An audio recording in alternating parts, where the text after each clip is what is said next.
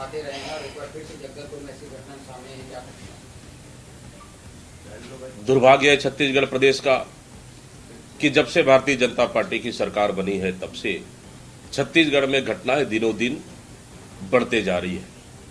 सरकार का इस पे कोई नियंत्रण नहीं है और जिस तरह से ये 5 दिन के अंदर में जगदलपुर शहर संभाग मुख्यालय जिला मुख्यालय में 5 दिन के अंदर 3 बड़ी घटनाएं हुई और रात की बात करें तो मेन रोड के सिर्फ 10 कदम अंदर में एक घर में अपराधी घुसते हैं, तीनों को बांधते हैं, बांधने के बाद उनको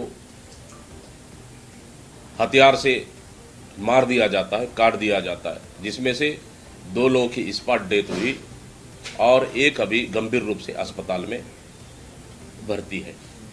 मतलब इस तरह से पूरे प्रदेश में लगातार घटनाएं घट रही है, इसकी हम कड़ी निंदा करते हैं।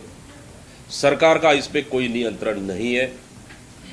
सरकार, हम मुख्यमंत्री और गृह मंत्री से पूछना चाह रहे हैं, क्या ये सुशासन है या जंगल राज है?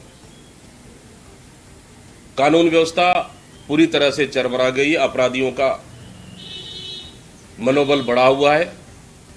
क्या अपराधियों को संरक्षण देने का काम कहीं सरकार तो नहीं कर रही है, जो जिस तरह से लगातार घटनाएं घट रही है? इसको लेकर पूरे प्रदेश की जनता आक्रोश में है।